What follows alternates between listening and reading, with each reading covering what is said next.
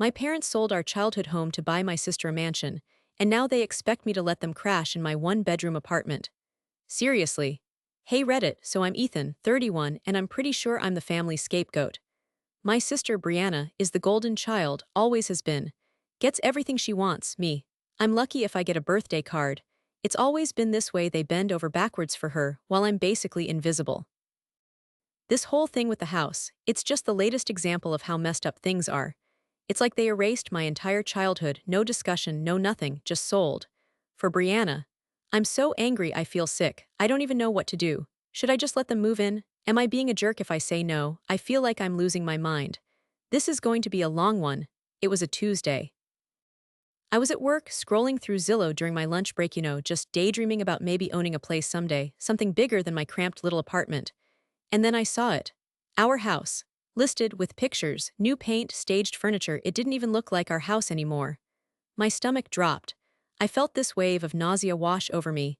There was no way, they wouldn't, would they? I called my mom immediately. What the hell is going on? Why is the house listed? My voice was shaking. I could barely get the words out. She sounded weird, almost giddy. Oh honey, we're so excited, we sold the house. Sold the house, just like that. Sold it to who? What are you talking about? I was starting to panic. Then she dropped the bomb. We're helping Brianna buy her dream house. Isn't that wonderful? Wonderful, wonderful. My childhood home, all our memories just gone, erased, for Brianna's dream house. I couldn't breathe. You sold our family home for BRINNA. I was yelling now, I couldn't help it. My coworkers were starting to stare. My mom's tone shifted. All sweetness and light disappeared. Ethan, don't be dramatic. It's a great opportunity for Brianna. We're so proud of her. Proud of her. Of course they are. I felt like I was going to throw up. But what about me? What about our memories? You didn't even tell me. And then came the kicker, the line that just twisted the knife even deeper. Oh honey, you're 31 years old, it's time to move on. Move on, like it was nothing. Like our entire family history, all the holidays, the birthdays, the fights, the laughter, all of it just disposable. I hung up. I couldn't even talk. I just sat there, staring at the Zillow listing, tears streaming down my face. I felt so betrayed, like I didn't even matter, like I was nothing, so I finally called them back. I tried to be calm, tried to reason with them. Big mistake. Mom, Dad, I started, trying to keep my voice level. We need to talk about the house. Seriously, you can't just sell it without even talking to me. My dad scoffed. Ethan, we've been over this. It's Brianna's dream house. We're helping her out. Helping her out? You gave her our family home. What about MY dreams? What about MY future? My voice was starting to crack. I could feel the anger bubbling up.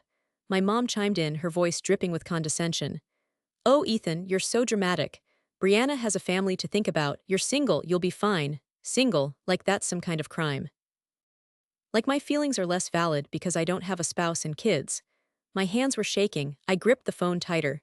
It's not about being single, it's about respect. You didn't even ask me. It's MY childhood home too. I was practically yelling now. Then Brianna got on the phone. Ethan, just get over it, it's a house. Besides, you were never really that sentimental about it anyway. Never sentimental, I wanted to scream. Pictures flashed through my mind. Christmas mornings in the living room, building forts in the backyard, Dad teaching me to ride my bike in the driveway. All those memories, and she has the audacity to say I wasn't sentimental. That's bullshit, Brianna, you know that's not true. My dad cut me off. Ethan, don't talk to your sister like that. We're doing what's best for the family. Best for the family, their favorite phrase. Always code for what's best for Brianna. It hit me then like a punch to the gut. This wasn't normal. This wasn't just a family disagreement. This was toxic. They were gaslighting me, minimizing my feelings, acting like I was crazy for even being upset. I hung up again. I felt this crushing weight in my chest, this overwhelming sense of emptiness. I'm literally shaking right now just typing this. I don't even know what to do. They're going to expect me to just be okay with this. They're going to expect me to. I can't even finish the thought. I'm so angry, so hurt, so lost. Someone tell me I'm not crazy, please. A week later, and things have gone from bad to nuclear. I'm seriously considering deleting all social media and changing my phone number. So, turns out my parents didn't just blow all their money on Brianna's McMansion. They also paid off all her credit card debt. All of it. And now they're broke. And guess who they think should take care of them? Ding ding ding, yours truly. They called me, all sweet and apologetic not. Ethan, honey, my mom started, her voice all choked up. We're in a bit of a predicament.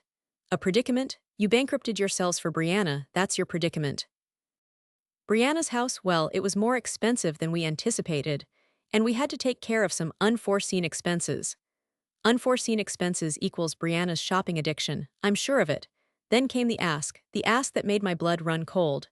We were wondering, could we maybe stay with you for a little while, just until we get back on our feet? Stay with me, stay with me. In my one-bedroom apartment. I was speechless. Actually speechless. I just stared at the phone like it was some kind of alien artifact. Mom, I finally managed to choke out. I live in a one-bedroom apartment. Where exactly would you stay? Oh, honey, we'll make it work. We can sleep on the couch. We just need a little help. Family helps family, right? Family HELPS family. There it is again. That goddamn phrase, always weaponized against me. Used to guilt me into doing whatever they want. I wanted to scream. I wanted to throw my phone across the room. But I just sat there, frozen, but it gets worse, so much worse. My Aunt Carol, my mom's sister, called me. Aunt Carol, who I haven't spoken to in years. Aunt Carol, who always takes my mom's side. Ethan, she said, her voice dripping with disapproval. Your mother told me about the situation. I'm so disappointed in you. How can you be so selfish? Your parents need your help. Are you kidding me? So now they're bringing in the extended family, publicly shaming me. This is insane. Then last night Brianna texted me, BRINNA. Ethan, just let mom and dad stay with you. It's not a big deal. Stop being such a baby. A baby. She called me a baby, after they gave her a house. I'm done. This whole thing is consuming me. I can't sleep, I can't eat, I can barely focus at work. I'm snapping at my friends. This isn't normal, this isn't healthy, I need to do something, I need to protect myself. This is emotional abuse, right? I'm starting to think I need to talk to a therapist or something. This can't continue. I'm reaching my breaking point. I'll keep you updated, Reddit, wish me luck. I think I'm gonna need it. So I finally broke down and talked to Maya about all this. Maya's a therapist, well, she's training to be a therapist and we work together. I usually keep my family drama locked down tight, but I was at the end of my rope. I just started rambling, barely making sense about the house, my parents showing up, Brianna, the whole mess. It all came pouring out like a dam had burst. At first I was hesitant. Like, who am I to complain? It's family, right? You're supposed to help family, that's what I've always been told anyway. But Maya, she just listened. Really listened. Didn't interrupt, didn't judge. And when I was done, her face, it was like she'd seen a ghost. Ethan, she said, her voice really soft. This isn't normal. This isn't how families are supposed to treat each other. Hearing those words, it was like a weight lifted off my chest. Someone finally acknowledged it. Someone finally saw how messed up this whole situation was. I wasn't imagining things. I wasn't being overly sensitive. I wasn't crazy. She asked me a bunch of questions about my childhood, about my relationship with my parents and Brianna. And as I talked, she started pointing out these patterns. Patterns I'd never even realized were there. The constant favoritism towards Brianna, the way my parents always dismissed my feelings, the guilt trips, the manipulation, it was all laid out in front of me clear as day. Ethan, she said, this is textbook emotional manipulation. They're using your guilt and your sense of obligation to control you. They're making you responsible for their poor choices. That hit me hard. Responsible for their poor choices. It was like a light bulb went off in my head. This wasn't my fault. She then talked about boundaries, healthy boundaries, something I'd clearly never had with my family. You have the right to say no, she said. You have the right to protect your own well-being. You are not obligated to fix their problems. They created this mess, and they need to take responsibility for it. Hearing that, it was like I was finally given permission to just be me, to prioritize myself, to put my own needs first. It was a revelation. I'd spent my whole life trying to earn their love and approval, trying to be the good son, and it had got me nowhere. It had only led to resentment and pain. I started crying. Like really crying. Years of suppressed emotions all coming to the surface. And Maya, she just sat there with me, holding my hand, letting me cry it out. No judgment, just support. That conversation with Maya, it was a turning point. It changed everything. For the first time, I saw my family situation for what it truly was, toxic. And I realized that I didn't have to accept it. I could choose a different path. I could choose to protect myself. And that, Reddit, is exactly what I'm going to do. It was a Saturday morning. I was finally getting to relax with a cup of coffee and a good book, trying to forget the whole house fiasco, when I heard a frantic knocking at my apartment door. I looked through the peephole and my stomach lurched. It was my mom. Her eyes were red and puffy, her hair a mess, and she was clutching a couple of overflowing garbage bags. Garbage bags. I hesitantly opened the door, already bracing myself for the inevitable emotional onslaught. Ethan, honey, she sobbed. Brianna, she kicked me out. Kicked her out. My jaw dropped. Seriously, Brianna, who was living in a mansion my parents bought for her, kicked our mom out. This was beyond belief. She said we were too much, my mom continued, her voice cracking. She said we were cluttering her new house. She said we had to leave. She started to cry harder, burying her face in her hands. And then, the words that sent me over the edge. We have nowhere to go, Ethan. Please, please let us stay with you. Nowhere to go. They sold their house, gave all their money to Brianna, and now they had nowhere to go. It was like a twisted, sick joke. And the kicker. They expected me, the son they'd consistently overlooked and undervalued, to bail them out, to be their safety net. Their last resort. Something inside me snapped. It was like a switch flipped.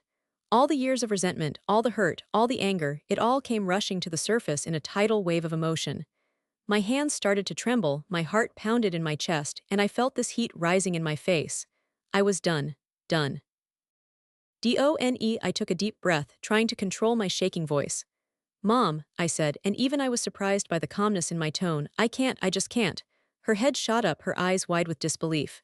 What, Ethan, how can you say that? We're your parents. And you sold our family home without even telling me, I replied, my voice starting to rise. You gave all your money to Brianna, and now you expect me to fix your problems. Can't do it. She started to wail, the full-on dramatic waterworks. But we have nowhere to go, we're family. Family, I scoffed. Is that what we are? Because it sure hasn't felt like it lately. You've made your choices, now you have to live with the consequences. I closed the door, right in her face. I leaned back against the door, my heart still pounding, my hands still shaking. But this time, it wasn't from fear or guilt. It was from something else, something powerful. It was the feeling of finally standing up for myself. Of finally taking control. Of finally saying no. And it felt amazing. I knew this was going to change everything. I knew there would be fallout, but in that moment I didn't care. I was done being the good son. I was done being their emotional punching bag. I was done being their last resort. I was done. And I knew deep down that this was the moment that changed everything. This was the moment I started living for myself, and I needed to talk to a lawyer. Now, okay, Reddit, buckle up. This isn't just about telling my family no anymore. This is about war. I'm not going down without a fight. I'm taking control. First, I called up my old college buddy, Mark. He's a lawyer, and thank God for that. I laid out the whole twisted saga, from the house sale to my mom showing up with garbage bags. He listened, asked a few pointed questions, and then said the magic words. They have no legal right to stay with you. Music to my ears. He told me about tenant rights, eviction processes, and the importance of documenting everything. This is where it gets juicy. Documentation is key, people. I started keeping a detailed log of every interaction with my family: phone calls, texts, emails, even voicemails. I saved screenshots of everything. Think I'm being paranoid? Just wait. I even started recording phone calls with them, legally of course, one-party consent state FTW. I know it sounds crazy, but Mark said it's crucial to have evidence if things escalate. And let's be real, with my family, escalation is a guarantee. Then I drafted the text, the one that would lay down the law. I worked on it for hours, agonizing over every word. I wanted it to be clear, concise, and unwavering. No room for misinterpretation. No room for guilt trips. This was my declaration of independence. Here's the gist. Mom and Dad, I understand you're in a difficult situation. However, I cannot allow you to stay with me. Selling the family home without consulting me, coupled with your consistent financial support of Brianna while ignoring my needs, has made it clear that my well-being is not a priority for you. I need to protect myself both emotionally and financially. I am willing to help you find other housing options, but my apartment is not an option. Please respect my decision. Boom, mic drop. I sent the text, and then I did the thing I'd been dreading but knew I had to do. I blocked their numbers. All of them. Mom, Dad, Brianna, even Aunt Carol. Total communication blackout. It felt liberating, terrifying but liberating. Mark also advised me to get ahead of the smear campaign. He helped me draft a short, neutral statement I could share with close friends and family if they started spreading their version of the story. Damage control, baby. The statement basically said I was concerned about my parents, but that I couldn't offer them housing due to my own limited resources. Short, sweet, and to the point. No drama, no details, just the facts. Finally, and this is the most important part, I focused on my mental and emotional preparation. This wasn't just about legal strategy, it was about survival. I knew they were going to come at me with everything they had: guilt, manipulation, tears, the whole 9 yards. I had to be ready. I started practicing my responses to their potential attacks. I visualized the confrontation, playing out different scenarios in my head. I even wrote down some key phrases I could use to deflect their guilt trips and stay grounded. I understand you feel that way, but this is not my responsibility. I need to prioritize my own well-being. MANTRAS people, MANTRAS. I also reached out to Maya again. She listened, validated my feelings, and reminded me that I was doing the right thing. Having her support was huge. It gave me the strength to keep going, even when I felt like I was about to crumble. I'm scared, Reddit. Terrified, actually. But I'm also determined. I'm not going to let them bully me anymore. I'm not going to let them control me with their guilt and manipulation. I'm taking back my life, and I'm ready for whatever they throw at me. Wish me luck. This is going to be epic. The fluorescent lights of my apartment building's lobby buzzed overhead, casting a sickly yellow glow on the scene unfolding before me. There they were, like a firing squad: Mom, Dad, and Brianna. Their faces were a mixture of shock, anger, and was that a flicker of panic in my mom's eyes. Good, Brianna, predictably, was the first to speak. "Ethan, what the hell do you think you're doing? Blocking our numbers? You've lost your mind." Her voice echoed in the small space, sharp and accusatory. "I'm protecting myself," I said, my voice surprisingly steady. I held up my phone, displaying the text I'd sent. I laid out my reasons clearly. "You made your choices, now you have to deal with the consequences." My dad stepped forward, his face red with rage. "Consequences? We're your family, Ethan. You can't just abandon us like this." "Abandon you?" I repeated, a dry laugh escaping my lips. "You abandoned me when you sold our childhood home without a word. You abandoned me when you prioritized Brianna's wants over my needs. Don't talk to me about abandonment." My mom started to cry, the predictable waterworks beginning. "Ethan, honey, please, we're sorry. We made a mistake. We need your help." "You're right," I said, meeting her gaze. "You did make a mistake, a huge one, but I'm not responsible for fixing it. You created this mess, and you need to take responsibility for it." Brianna stepped forward again, her face contorted in a sneer. "You're being selfish, Ethan, unbelievably selfish. We're your family." And there it was, the trump card, the ultimate guilt trip: family. I took a deep breath, steeling myself. This was it, the moment of truth. "You know what, Brianna?" I said, my voice rising. "You're right, I am being selfish. For the first time in my life, I'm putting my needs first. I'm prioritizing my well-being, and I'm not going to apologize for it." The look on their faces, priceless: shock, disbelief, and yes, definitely panic. The power dynamic, the one that had been so skewed for my entire life, was finally shifting. I could feel it. "You think this is a game, Ethan?" my dad growled, stepping closer. "You think you can just walk away from your family?" "I'm not walking away," I said, holding my ground.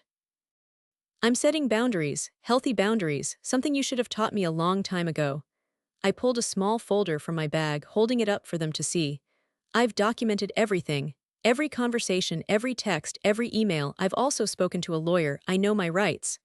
Their eyes widened. The panic was palpable now. They hadn't expected this. They hadn't expected me to fight back. You wouldn't," my mom stammered, her voice trembling. "Try me," I said, my voice low and steady. "Try me."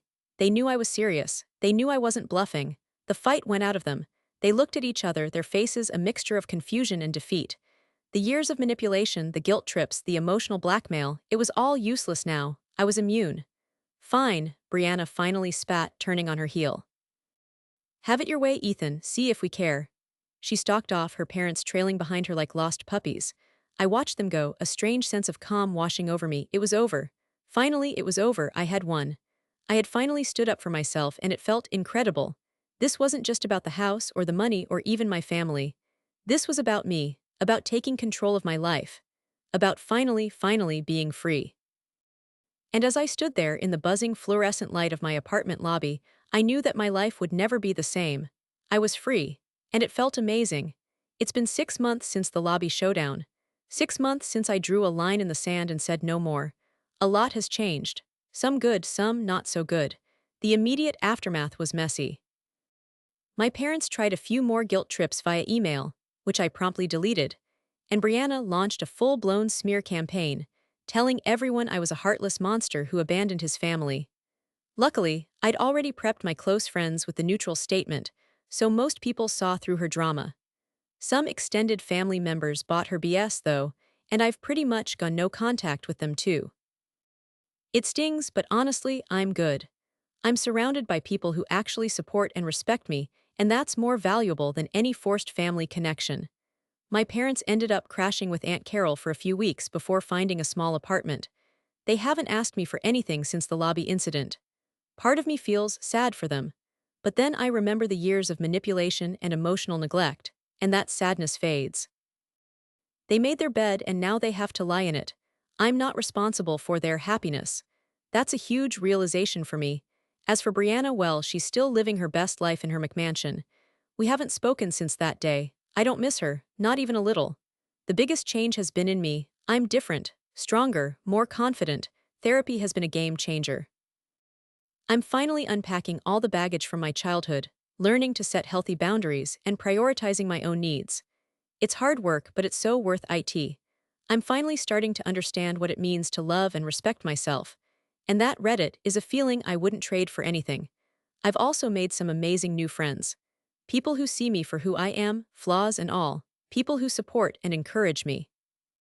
People who don't expect me to be anyone other than myself. It's incredible. There are still tough days. Days when the guilt creeps in, when I doubt myself, when I wonder if I did the right thing. But then I remember that feeling of freedom, that feeling of finally taking control of my life, and I know I made the right decision. This was the best thing I ever did. So that's where things stand now. It's a long road, and I still have a lot of healing to do, but I'm finally on the right path. Finally free. What do you guys think? Anyone else have similar experiences with toxic family dynamics? How did you handle it? Any advice for navigating these choppy waters?